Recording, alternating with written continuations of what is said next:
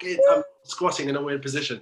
This is about to start echoing like mad, like it does every week, but that's tradition now.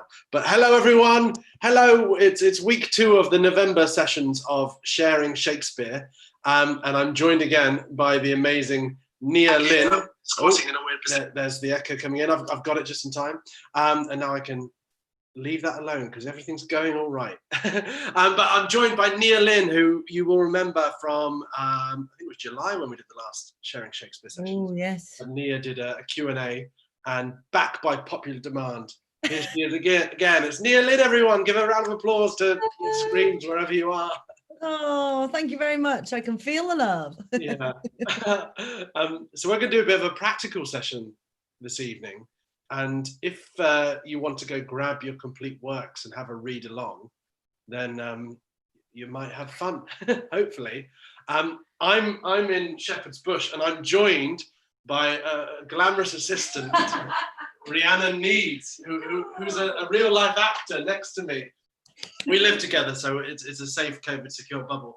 But Nia's going to work with us, and by all means, read along with your complete works and write in the little comment section all through the YouTube screening, whatever this is. But yeah, let's get started, Nia. Great. So I remember last time we talked a little bit about body and breath and articulation and things, and we did a little bit of a warm-up together. So I thought we'd start in a similar way. And again, this is sort of for everybody. I'm sure you all know this, but the kind of rehearsal room pedagogy in terms of how we start a session is that we all warm up.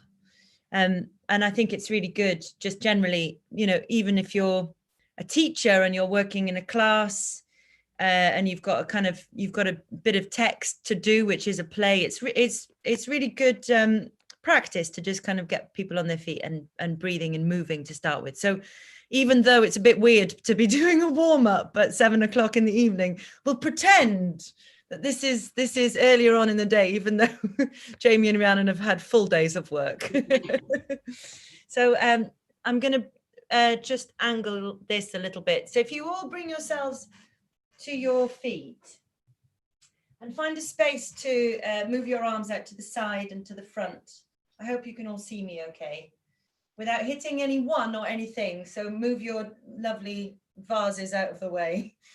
And your favorite pets and favorite people, so you don't smack them in the face as we're doing it. So let's start. Just place your feet underneath your knees underneath your hips underneath your shoulders, and your shoulders underneath your head. And just take a moment to breathe through the nose, to feel yourself suspended almost as if from the air. So your head is suspended. Rather than thinking about gravity, if you could sort of flip gravity on its head, literally, that you're being suspended from the ceiling downwards. And there's this lovely light feeling through the body. Just notice if you can relax your belly, relax your abdominal muscles, which tend to sort of grip when we're feeling a bit nervous or excited. So see if you can just let this whole lovely soft area be soft. Great. And let's start with one of the exercises we did last time, just to recap and see how it feels for a second time round. Bringing your hands as if you're holding a bowl of water, so your fingers are facing each other, just sort of below your belly button. We're going to inhale slowly through the nose, lift the hands up towards the chest. And then exhale out on an SH, push your hands back down to where they began. Beautiful. Let's just repeat that once more. Inhale, lift to the chest. Exhale down on an SH. Good. This time, lift to the chest. And then push your hands away as if you're drawing a big circle or doing breaststroke in a beautiful lake. And let's repeat that once more. Inhale, lift to the chest. Forward and away with the hands.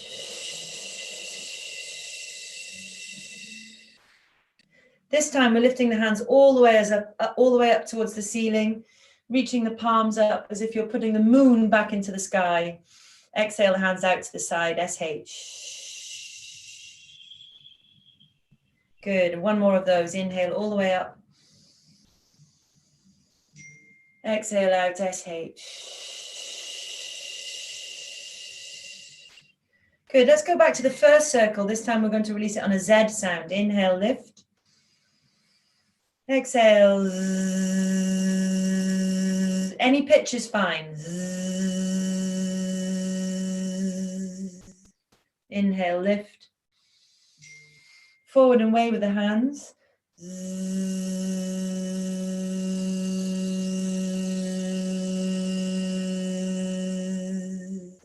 Inhale all the way up towards the ceiling.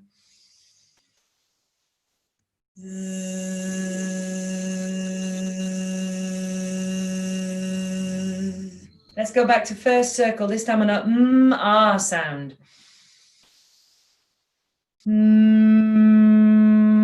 Ah. Beautiful. Second circle. Forward and away.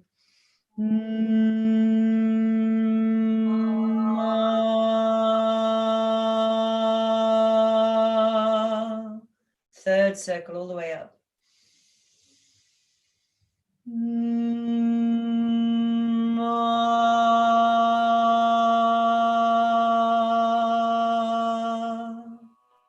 Nice, lovely. Just roll the shoulders up towards the ears, cheeky little squeeze up, and then squeeze them down on a playful Z sound. And then have a little shimmy. Very good. And again, 2 more of those.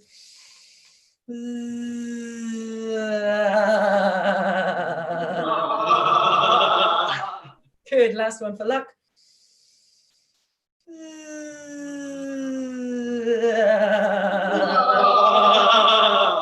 Good, lovely. Beat your chest, give it a really good pummel. Wake up all those lovely bits between your ribs and let out a nice Neanderthal-like ma. Side ribs, more. Pummel your back, me. Good. Now pummel your buttocks. This has got no vocal use whatsoever. It's just for fun. Oh, just give it a good little bounce. Nice. And just have a little bounce out. Give everything a little shake. Good. Lovely. So now we're going to just take the tongue around the space between the teeth and the lips. Obviously, remember to breathe. And if you like, you can sort of free your feet at the same time. So you're not feeling like, sometimes when we start working on the tongue, everything gets quite static. So free the feet as you roll your tongue around. And let's roll that around on a tasty M sound.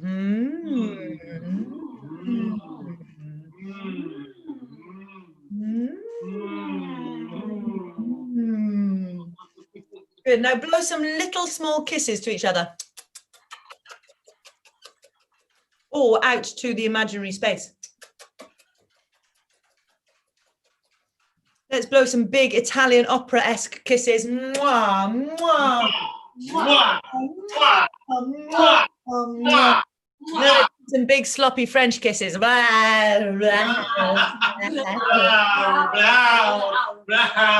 Lovely, very nice.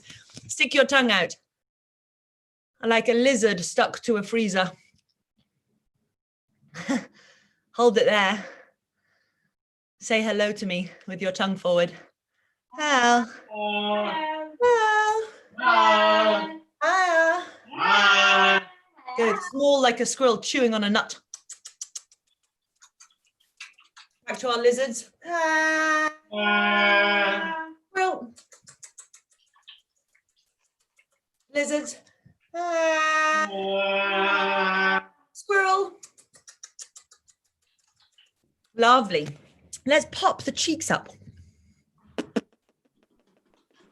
And try and really pop the air out of one of your cheeks. And the other cheek. Both sides.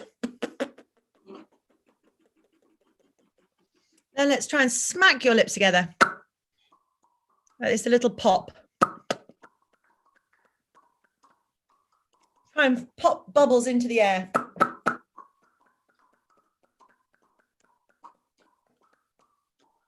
Lovely, good. Heels of the hands into the side of the jaw. Drop the jaw down, brighten the eyes, lengthen the spine. And just let out a little yawn. Oh. Good, lovely. Now imagining that you're playing a little set of drums. Let's do a ba-ba-ba-ba. Ba-ba-ba-ba. Da-da-da-da. Da-da-da-da. Ga-ga-ga-ga. Ga-ga-ga-ga. Ba-da-ga. Ba-da-ga. Ba-da-ga. Ba-da-ga. Ba-da-ga-ba-da-ga. Ba-da-ga-ba-da-ga. Ba-da-ga-ba-da-ga-ba-da-ga-ba. Ba-da-ga-ba-da-ga-ba-da-ga-ba.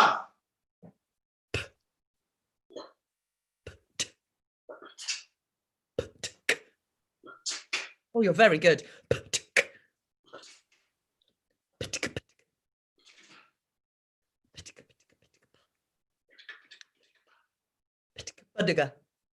Ba-da-ga.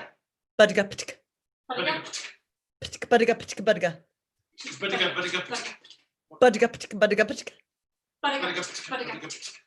Very good. Have a little shake out, little bounce out. Good. And just give yourself a nice hug. It's very hard to find a good hug these days, isn't it? We're not allowed to hug really. So give yourself a big hug. Feet nice and a hip width apart, knees soft. And just drop your head. So you're just opening into the back a little. Let your arms relax when they feel they want to. Just let them flop. Let the head relax. And then roll slowly up your spine. When you're ready, back to standing. Good, and give yourself a hug with the other arm on top. So notice which arm you didn't have before. Good. Sometimes we have to redo it, yeah? What was it? Nice deep breath into the back. Roll in on yourself, curl in, opening into the back ribs. Just allow the arms to drop and relax when you're ready. Nice. Rolling up the spine. When you're ready, take your time as you roll up. Beautiful. Good. So, let's how are you feeling? Good? Good. Very good. I'm just going to check in with everyone. It's all still working. We're still live. Oh, good.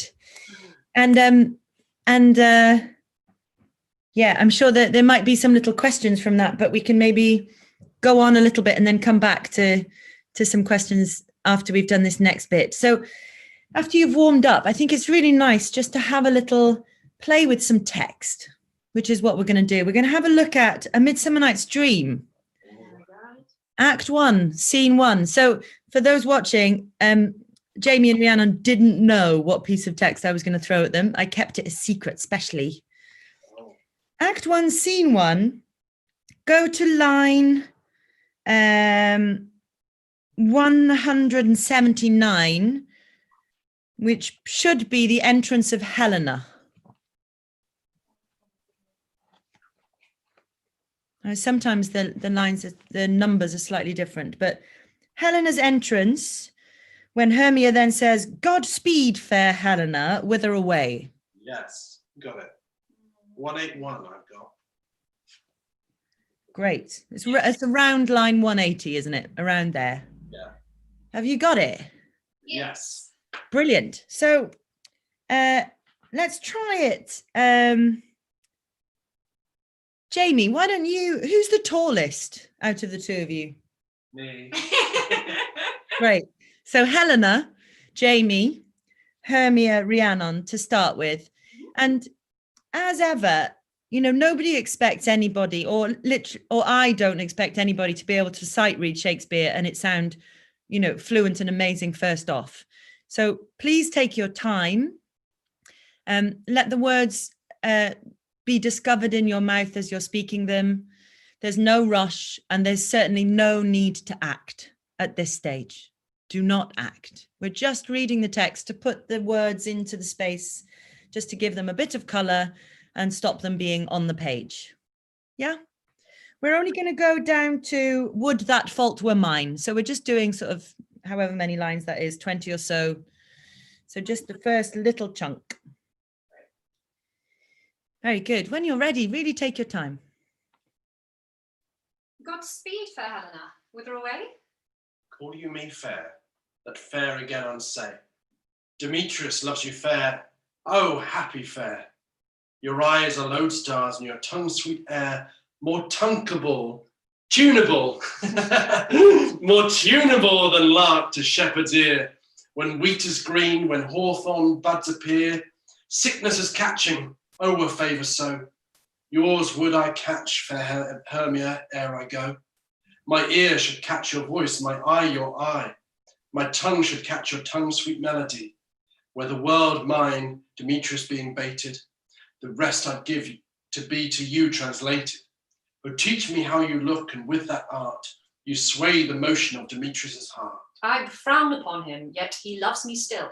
Oh, that your frowns would teach my smiles such skill. I give him curses, yet he gives me love. Oh, that my prayers could such affection move. The more I hate, the more he follows me. The more I love, the more he hateth me. His folly, Helena, is no fault of mine. None but your beauty, would that fault were mine. Hooray! Beautifully read. Lovely.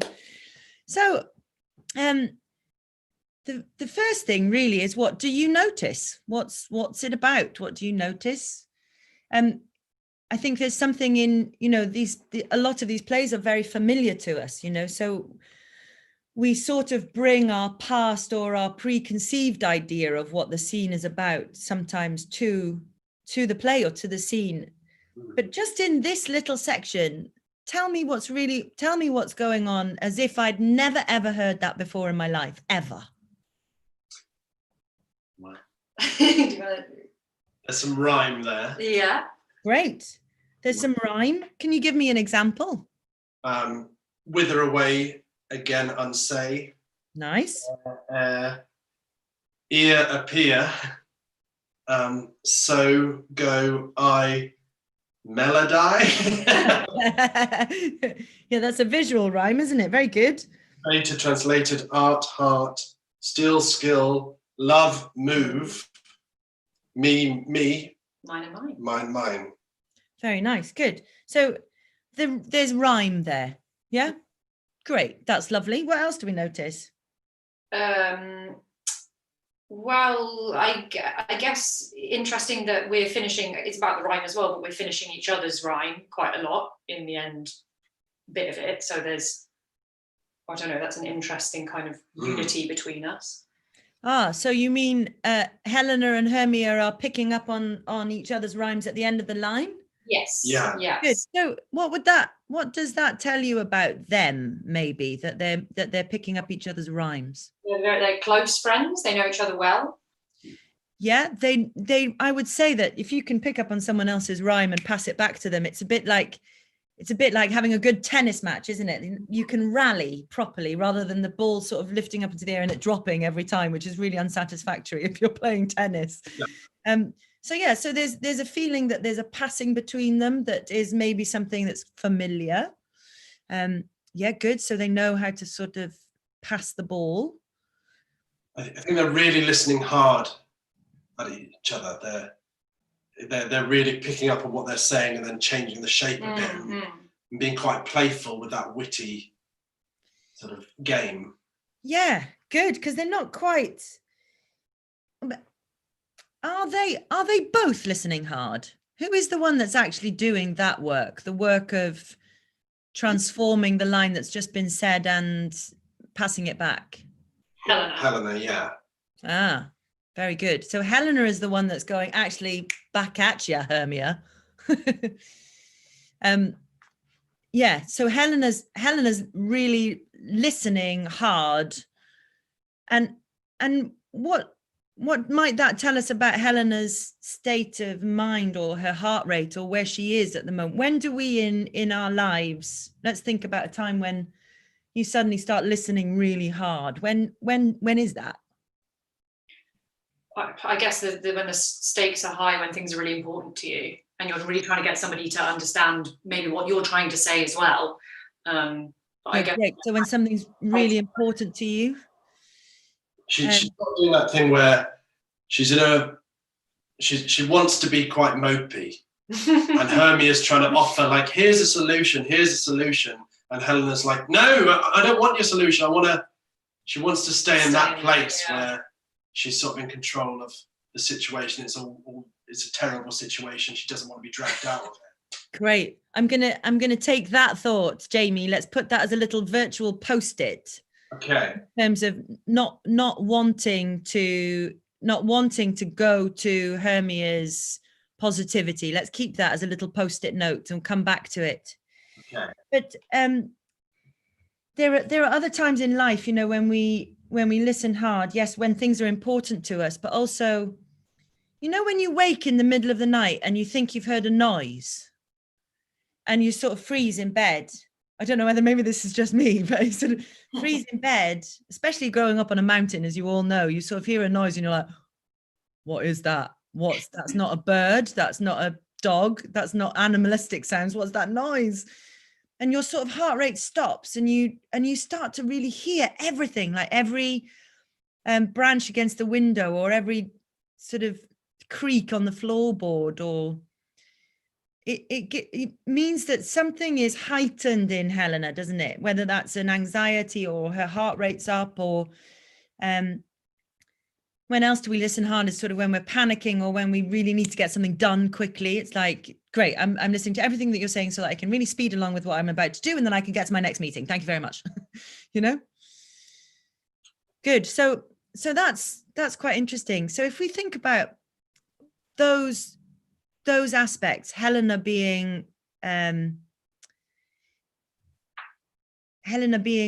a state where she's slightly heightened, whether that's excited or heart rate up or whatever, we can interpret that as we want. That's more of a director's thing, but there is something else that will help us discover Helena's heart rate. But let's just go from I frown upon him, just do that little tennis match with those thoughts that you've discovered in mind, and see how it alters the reading of the text.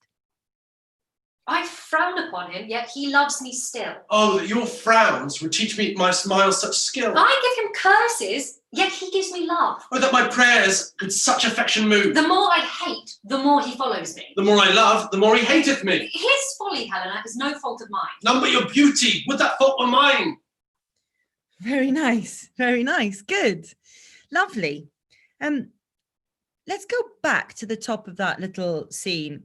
Godspeed, fair Helena, whither away? And let's just do a little exercise, which is a very classic. I'm sure you all do this, but you may probably do it in a slightly different way. So the way that Sis Berry and Lynn Darnley, sadly both passed now, taught me this exercise was that commas are a click and an inhale, not just a click, but a click and an inhale, so that we go... Obviously, I'm sounding that. You don't have to sound it because it's quite drying for the throat if you put too much air behind that. But just so that you can hear, I'm doing a, yes. So click and an inhale. Full stops are a beat of the chest and a kind of exhale.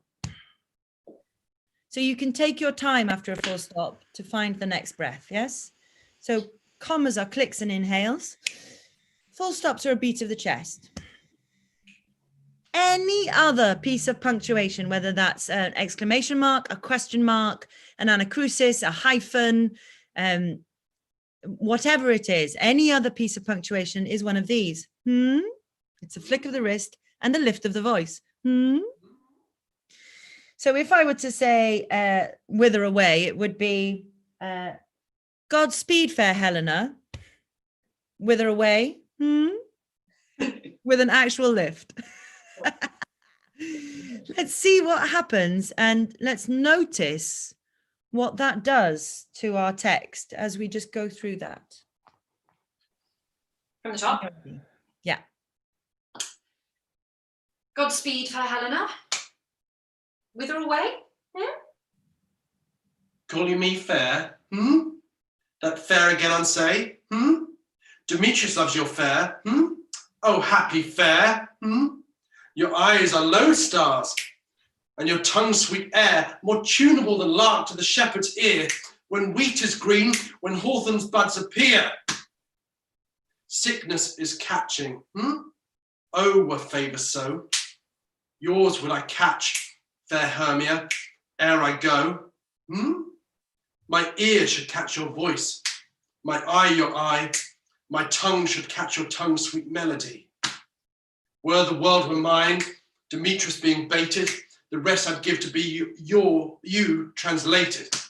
Oh, teach me how you look, and with what art you sway the motion of Demetrius's heart. I frown upon him, yet he loves me still. Oh, that your frowns would teach my smiles such skill. I give him curses, yet he gives me love. Oh, that my prayers would such affection move. The more I hate, the more he follows me. The more I love, the more he hateth me. His folly, Helena, is no fault of mine. None but your beauty. Would that fault were mine.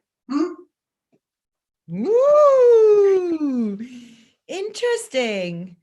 Very interesting. What do we notice from that? There's a bit where it starts to pick up a pace. Where is that bit? So I have it where I've got a lot of and maybe some full stops, and then for that second half of that kind of chunk where I talk for ages, there's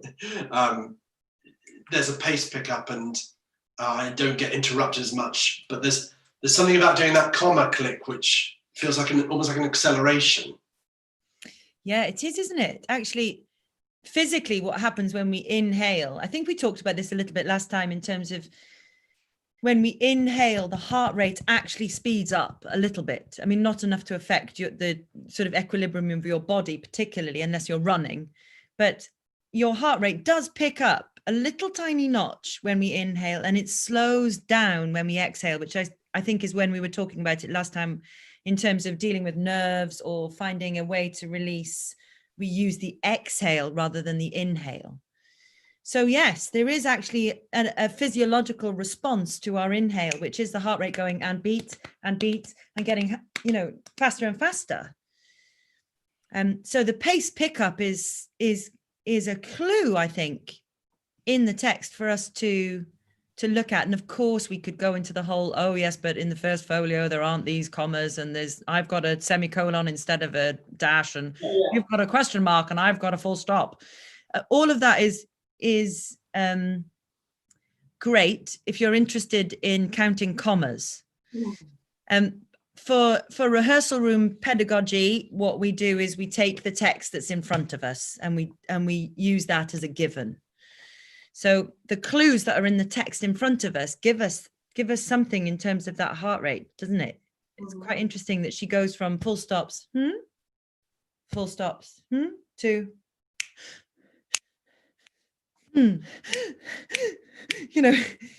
yeah, good.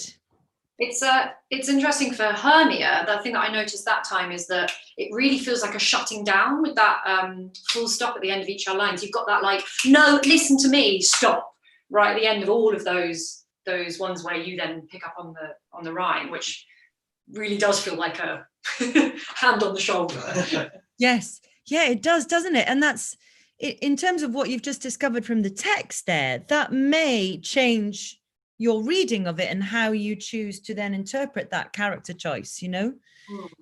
Is Hermia the one that's kind of going, now calm down, it's okay, you've been in this state before, or is, what does that full stop make you feel? I suppose is my job as a voice coach is to kind of just go, well, that's there.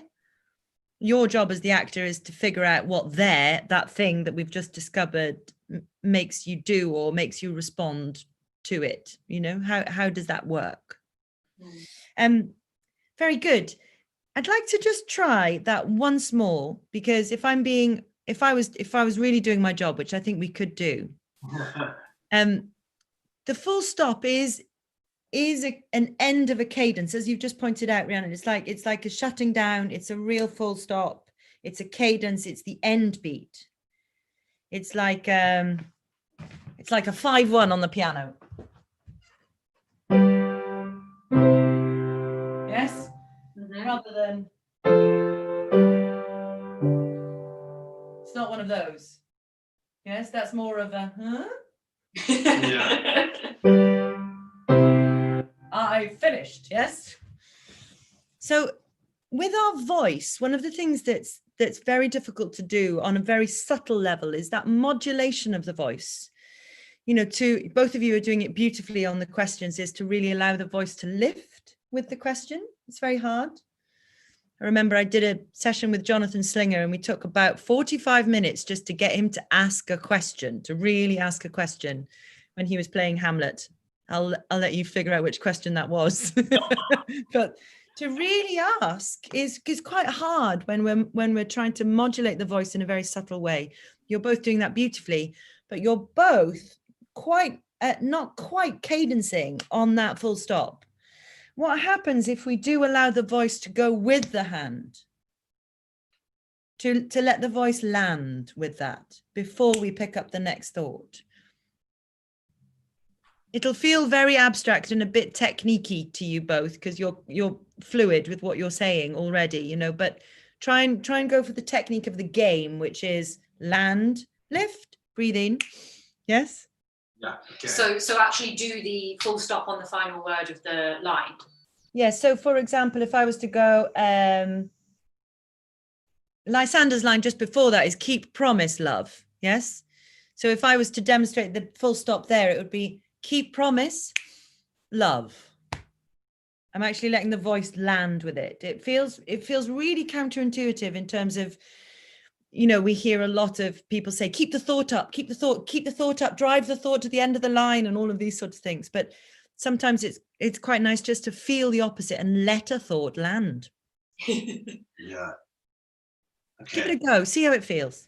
And do we do a with a is that a separate sound or do we put that into the modulation? Well, again, you could start putting that into the last word just before it. So for example, the word, oh, happy fair. Oh, happy fair. So fair starts to lift with the and then you get like an extra double lift, which is great fun. Okay. Yeah, see how far into the game you can go. All right. Godspeed, fair Helena. Whither away? Calling me fair? That fair again unsay? Demetrius loves you fair? Oh, happy fair? Your eyes are lodestars, and your tongue sweet air, more tunable than lark to the shepherd's ear. When wheat is green, when hawthorn buds appear. Sickness is catching, oh, were favour so. Yours will I catch, fair Hermia, ere I go. My ear should catch your voice, my eye your eye, my tongue should catch your tongue's sweet melody. Were the world mine, Demetrius being baited, the rest I'd give you to be translated. Oh, teach me how you look, and with what art you sway the motion of Demetrius' heart. I frown upon him, yet he loves me still. Oh, that your frowns would teach my smiles such skill. I give him curses, yet he gives me love. Oh, that my prayers could such affection move. The more I hate, the more he follows me. The more I love, the more he hateth me. His folly, Helena, is no fault of mine. None but your beauty. Would that fault were mine? Very good. It's very good. What came from that? Just landing those moments where I'm like, this is it. And she's kind of playing with that, or when she really gets into emotion, like this is the thing, this is the thing, this is the thing, this is the thing, because of this. She really kind of has a, in the courtroom drama thing, she has her kind of, this is my weapon now, and she does her walk off. Yeah. Rhiannon, what did you notice? Well, I really found the ends of those lines and the importance of those words right at the end, the kind of emphasis of that. And I guess it playing more like a statement of fact as opposed to a kind of continuation of thought. Yeah, it's really interesting. I don't know whether anybody else at home felt this, but it felt so much more bitchy. It felt like an actual bit of a cat fight, like, oh, you know, still with the feeling of it being passed like a tennis racket, you know, but the pace and the rhythm underneath the text, but also that sort of like really trying to slam dunk, but not managing to slam dunk each other, you know, because you're so used to possibly having these little cat fights that, you know, that you can't slam dunk, you can't get a deuce or whatever it is. I'm terrible at tennis, but you can't win the points because it's being passed back at you too quickly, which I think is a lovely energy to have at the end of that. I wonder if there are any thoughts or observations from our audience. I'll look at the questions. Maybe they've been too enthralled by your performances. They're too enthralled at the minute, but we'll definitely the clicks around the Helena definitely feels like the naming her Helena in the middle of that line about his folly Helena is no fault of mine. Definitely. Yes, that's really interesting, isn't it? Because quite often we could have his folly Helena is no fault of mine, bang all the way through, but to go his folly Helena is no fault of it, suddenly goes, oh hello, we've got a bit of sass going on. Yeah, it's got a bit sassier, hasn't it? We don't really say people's names much in just casually. No, it's real emphasis on that, isn't it? There's a weaponizing. Rhiannon, this is yes, especially when people use your full name, you know. Yeah, great, very good. So just calling me fair, that fair again, say Demetrius loves your fair. There's just you're tripping over that occasionally, Jamie, just to oh, he loves your fair. Yes, Demetrius loves you've just been called fair, and he goes, no, Demetrius loves your fair, not my kind of fair, your kind of fair. Yeah.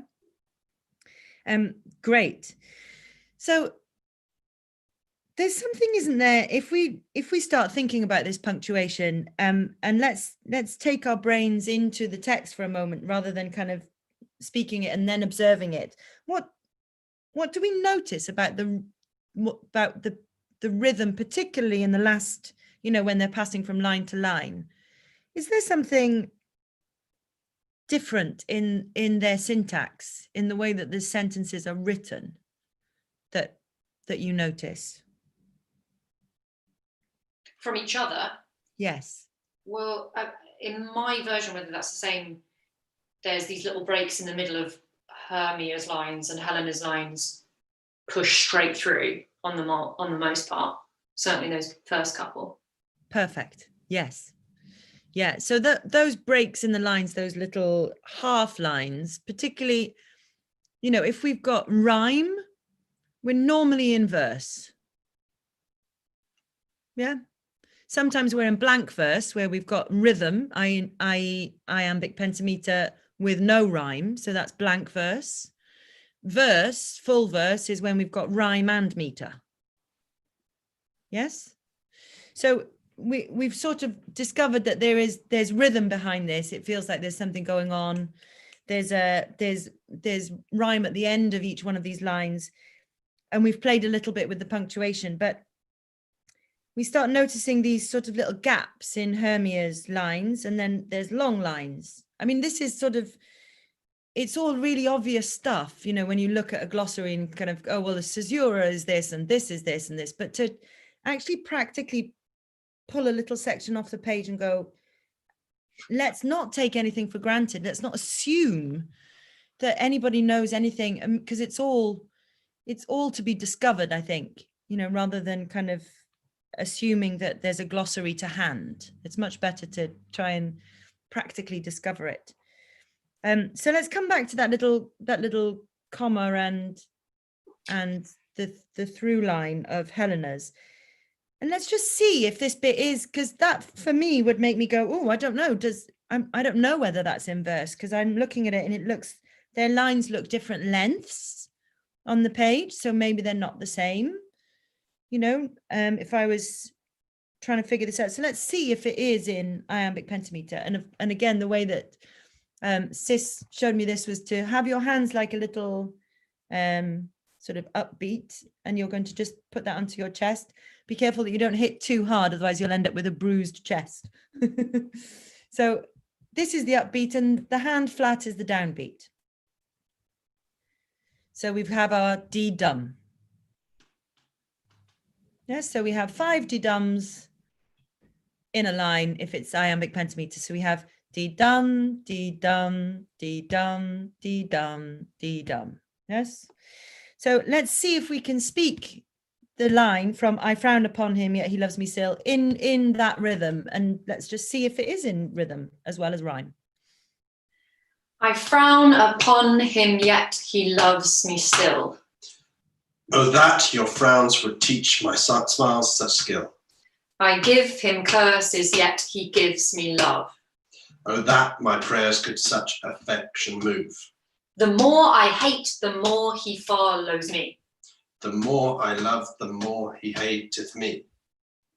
His folly, Helena, is no fault of mine.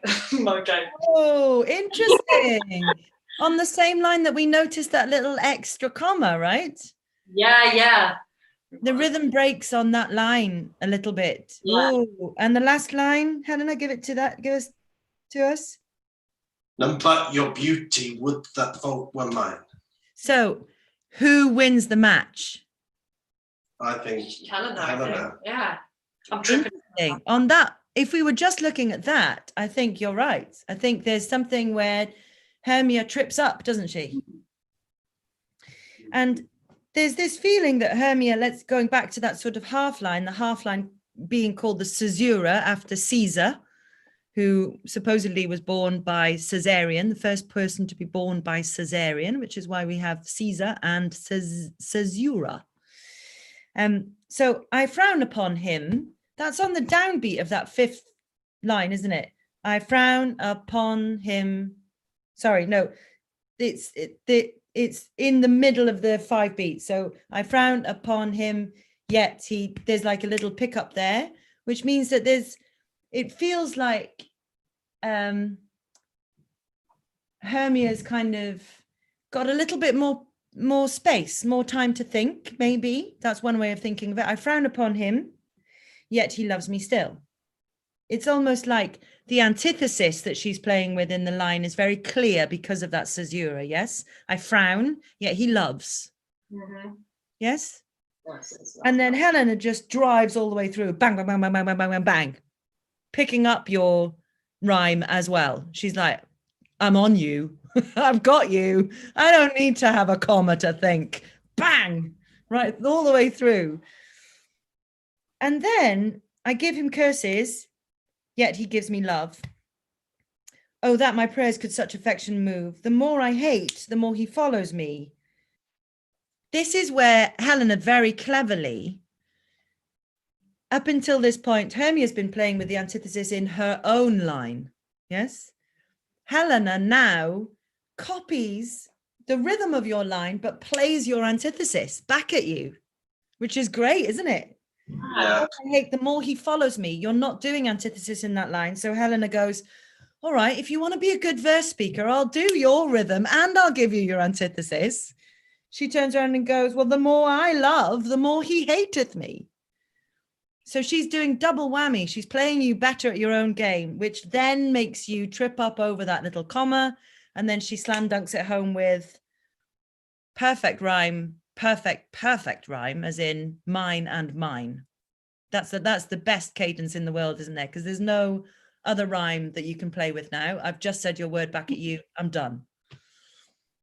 Which is quite interesting, isn't it? When we just look at that bit. Should we have a go at that and just notice how it feels? And why not have a little face to each other and in your minds have this sort of tennis match, you know, the sort of the rally that's happening, just in terms of your heartbeats and rates, and notice how that feels.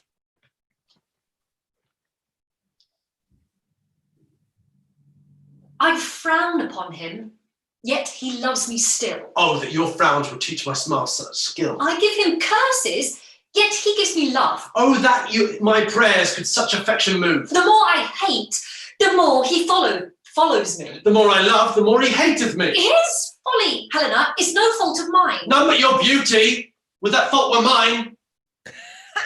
Very good, very good. And then we also notice it's quite hard to speak it quickly, isn't it? Yeah. You so go, oh my God.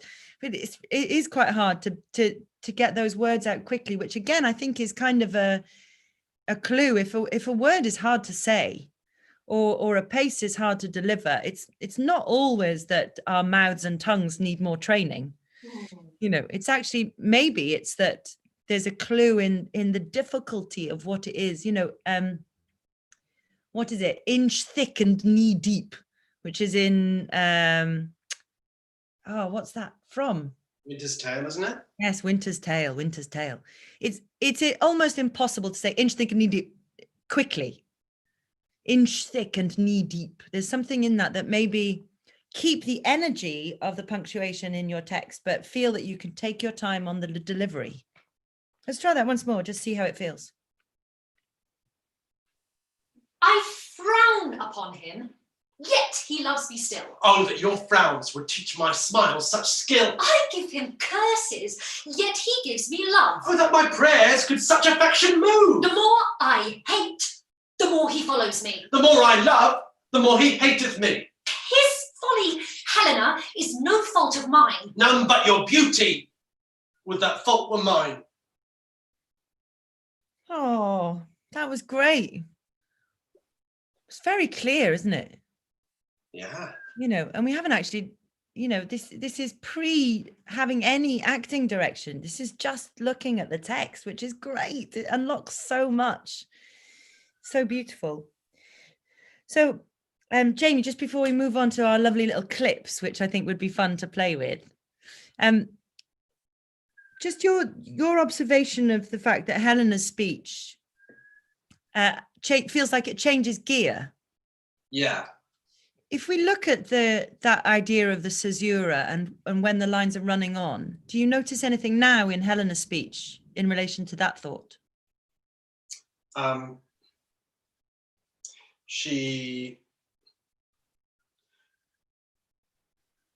There's about 3 or 4 lines where she runs them through in that speech, but there's kind of, she cuts them a little. My ear should catch your voice, my eye your eye. My tongue should catch your tongue, sweet melody. Yes, very. Were the world mine. So she kind of does one with the caesura and then does a full one. Yes, and the full ones happen as the speech goes on, doesn't it? It feels like the beginning of the speech, call you me fair, there's some sort of punctuation there. That fair again, unsay, some sort of punctuation. Demetrius loves your fair, some sort of punctuation. Oh, happy fair, punctuation. So there feels like there are 2 parts to each one of those lines at the beginning. Yeah. Your eyes are lodestars, punctuation. Your tongue's sweet air, more tunable than lark to shepherd's ear when wheat is green. Then she goes on. So that's the first kind of, oh, I'm getting into gear now. When hawthorn buds appear. Sickness is catching, punctuation. Oh, were favour so. Yours would I catch, fair Hermia. Ere I go, my air should catch your voice. That's a little bit later on, isn't it, that piece of punctuation? It's not quite in the middle. My eye, your eye, my tongue should catch your tongue's sweet melody. Were the world mine, Demetrius being baited, you're absolutely right. The gear shift that you felt at the beginning instinctively is backed up by what the punctuation does. You know, so quite often when we start looking at the sort of text analysis and pulling it apart, it's a wonderful way to just underpin your instinctive responses to the text in the first place. But what's lovely is that then somebody turns around and goes, oh, the reason that you did that instinctively is because of this. So now you own that piece of information and it becomes something that's an informed choice, you know, rather than it just being something that you're sort of guessing.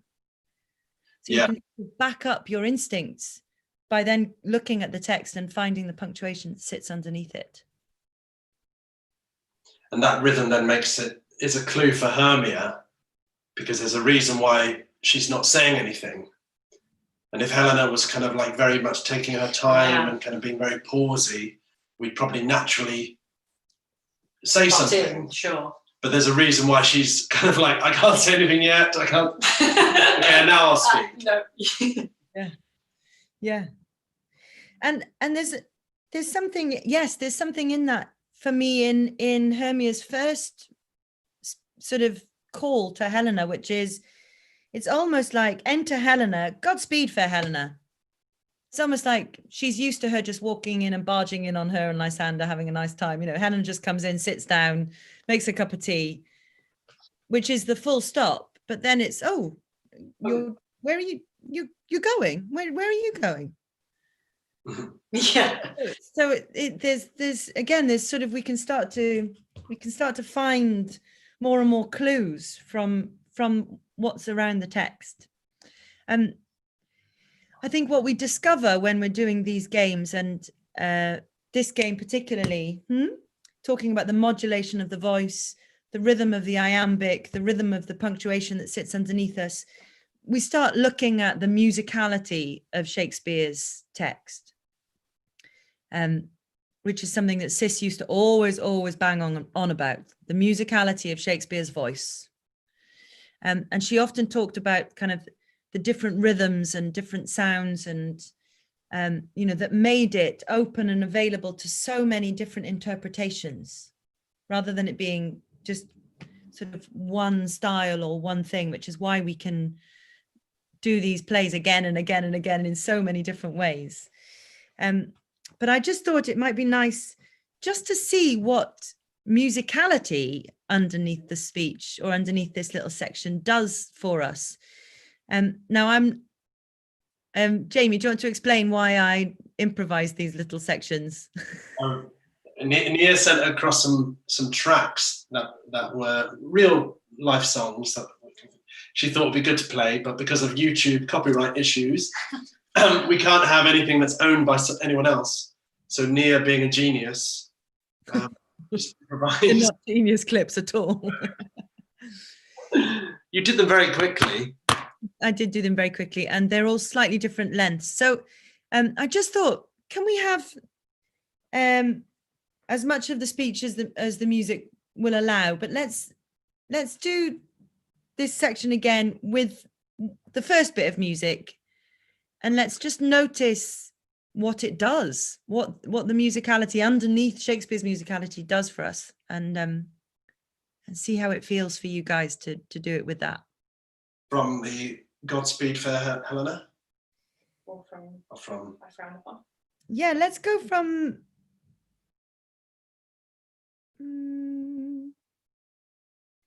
let's go from oh, teach me how you look, and with what art. Let's go from there. Okay, here we go. See if the technology's on our side. Are you ready? Yeah. Okay. Oh, No. no, not yet. Just put the speaker on. Battery 100%. Oh, the joys of Zoom. Okay, let's try it again. Oh, teach me how you look, and with what art you sway the motion of Demetrius's heart. I frown upon him, yet he loves me still. Oh, that your frowns would teach my smiles such skill. I give him curses, yet he gives me love. Oh, that my prayers could such affection move. The more I hate, the more he follows me. The more I love, the more he hateth me. But his folly, Helena, is no fault of mine. None but your beauty, would that fault were mine. Very nice. Checking we're still streaming. Hasn't shut us off. We're still streaming. Good. Hey, nobody's written anything as bad as that ever. What did I title that? I called that twinkly, what did I call that? Some sort of, let me just see what I called that. Oh yeah, twinkly tense music. I felt that. Yeah. I felt that. Did that add anything to you? You very quickly lean into the music. Yeah. Which is why if you ever have to act with underscoring, it just sucks you in like a black hole, because you're listening to your own voice and you're listening to the other actor's voice and all the other sounds, and the audience were very responsive to sound. So it does have such a pull. Mm. Did we have any feedback as to what that did for our audience? Do we have any little comments on, oh, that sounded like, or? No. If people want to comment, just go in the Q&A section of the YouTube. Yeah, dive in. Okay, let's try it with the second one and see what this does. Okay. Same place? Yes, please. Oh, teach me how you look, and with what art you sway the motion of Demetrius's heart. I frown upon him, yet he loves me still. Oh, that your frowns would teach my smiles such skill. I give him curses, yet he gives me love. Oh, that my prayers could such affection move. The more I hate, the more he follows me. The more I love, the more he hateth me. His folly, Helena, is no fault of mine. None but your beauty. Would that fault were mine. Very different. It's crazy, isn't it? Yeah. You played it so differently. It's instant direction. It is weird how it does just speak to you instantly, isn't it? You suddenly feel in a very different headspace going into it. Yeah. It's instant direction. Let's try the third one. We'll come back to that sentence. We haven't heard these pieces of music. It's a surprise, all surprises for everyone. We'll be on the playlist for later. This is completely live responses. Or someone saying something that suddenly felt so much darker. Yes. Yeah. It did. It felt horrible to play. It did. Oh God, I thought about this is It it. was good. I called that one dark modal. So whoever that was, you were right on the money. Felt dark modally. Okay, the third one. I'm excited. Me too. Oh, teach me how you look. With what art you sway the motion to be facade. I frown upon him, yet he loves me still. Oh, that your frowns would teach my smiles such skill. I give him curses, yet he gives me love. Oh, that my prayers could such affection move. The more I hate, the more he follows me. The more I love, the more he hated me. But his folly, Helena, is no fault of mine. None but your beauty. Would that fault were mine. I felt really young there. Yeah. Like a child. I think we both went really high. Teenage. Both went really high in your voices and started sort of like children. It's very interesting. It did feel, I imagined we'd be in boaters and Yes, 1920s. 1920s of the flapper dress. Yeah. Yeah, it's very, I've seen that production, that music. A bit in it. yeah, have we done it? Has there been a 1920s Midsummer Night's Dream? Sort of like, Absolutely, of course, it's the go-to oh, aesthetic. is it? Oh, well, Ladies. shows how narrow my experience of. Oh, very good, very good. So the instant direction, in terms of what's in music is rhythm and pitch and melody and dynamics. And the instant direction of what's in music is also in the musicality of what we've been exploring before that, which is pitch, modulating the voice, rhythm, looking at the meter, dynamics, looking at the speed at which speech is happening, the exclamation marks. It's all there, isn't it? So the instant direction for me is often on the page already.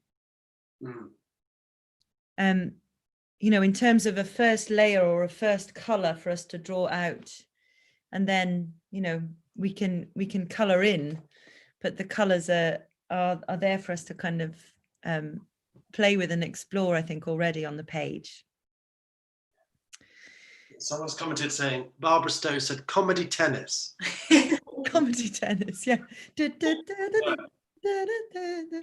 can keep those tracks, Jamie. You can use them for your inspiration. No, I'm joking. You can delete them if you want. Yes, it was named. What was the title of that track? Oh, that one was Happy Little Tune. Happy Little Yes. Tune. Happy little tune. A Happy Little Tune, or Dark Modal, or Twinkly Tense. Twinkly Tense.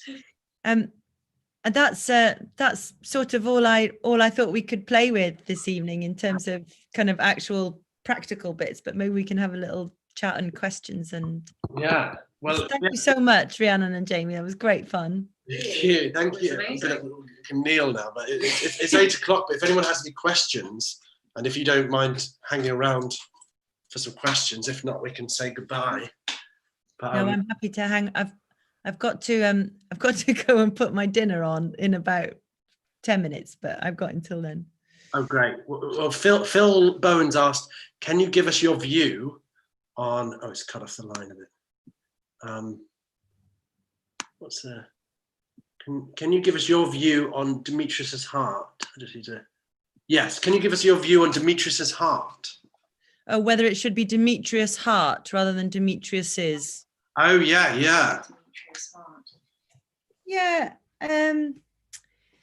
you know, I think it's sort of up to.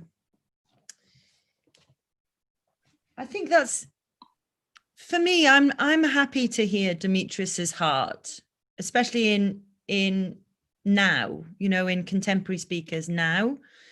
As long as it doesn't interrupt the rhythm, you know, if you can get Demetrius's heart without it kind of Demetrius's heart, as long as it doesn't inflect or change the rhythm that it's in.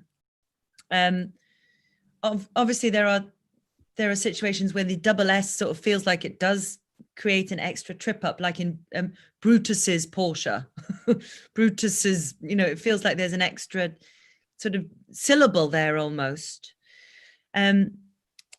Demetrius' heart, I think, can sometimes be, it's quite an old, archaic sort of punctuation verbal thing that can sometimes confuse things for young readers, you know, in the classroom, or for young actors.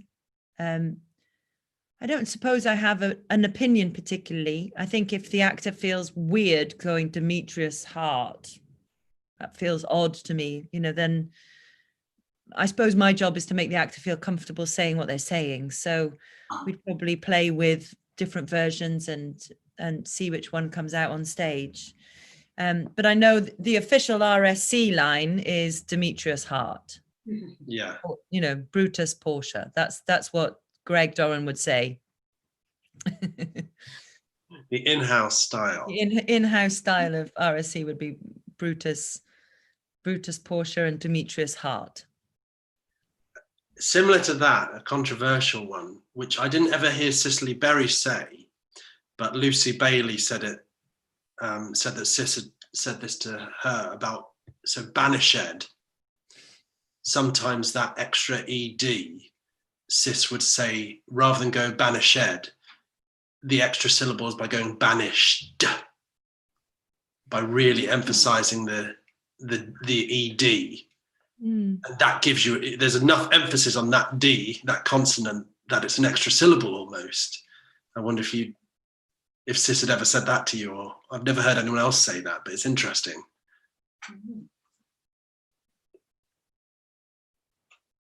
No, I haven't heard Cis say that, but I can imagine she would, in terms of, I suppose you'd have to look at the rhyme that sits around banished. If it's in rhyme and there is an ed rhyme above or below, then it might be something that actually, by saying banished, that where the D takes the syllable of the ed, you might be dismissing a rhyme. Yeah. Which again, I think, you know, with truncating and augmenting words, when you're dealing with iambic, pentameter, or verse, you know, I think as long as it doesn't change the nature of the word itself, then I think it's a bit of a free-for-all. We can do whatever feels right, because nobody knows, you know, nobody really knows. People think they know, they write books and books and books on it, but it's all guesswork, really. I mean, very well informed guesswork, I think, a lot of it, but nobody really knows. What's important is that the consistency for the actor and the company is there. Yeah. So, you know, if banished happens once, then you can't suddenly turn around and say banished or banished on the next one, you know. So would you say the sort of emotional musicality is the priority above kind of any academic decisions? For me, for sure, because academic decisions are, you know, so for example, my text, Jamie, had very different punctuation to your text of that Helena speech. So I'm not going to go into a conversation with you about, well, the Arden has a comma here, and the Penguin has a, you know, and the RSC version is this, and, you know, because what's important is that you get the understanding of what the punctuation can do and the possibility within that, and then playing, as you said, with the musicality and the motion that sits in that. If an actor finds that saying banished is helpful to them because the air helps to release the emotion in the vowel of that word, great. That's an informed choice, I think, that comes from something that's instinctive. You know, banished is also fine, you know, but I suppose the clues for me in the choice there would be, are there lots of other syllabic sounds around that word banished? Are there lots of sibilances, in which case I can dig into that sh of banished more, you know, or is let's look, is there a rhyme or there isn't a rhyme, in which case it's just a meter thing. And if it's a meter thing and I feel happier placing the syllable, then I can do that, you know. I think that would be but my view is that there's never one view, you know, which is always a bit annoying. The view is that we discover our view collectively together as a company, as an ensemble, and then that becomes the view for that particular production at that time. What do we do then about, you mentioned before, like an I rhyme? There's a pace and a musicality to the rhyming couplets, and you've got these words which possibly in Shakespeare's day, I and melody would have been pronounced in such a way that they do rhyme. But if you do modern pronunciation, they won't rhyme, and we lose that musicality, but also it will sound odd, and melody becomes a word the audience wouldn't actually understand. How do we navigate that? The way that it comes a lot with, you know, love and move, doesn't it? Yeah. And I mean, the classic one is let me not to the marriage of true minds admit impediments. Love is not love, which alters when alteration finds, or bends with the remover to remove.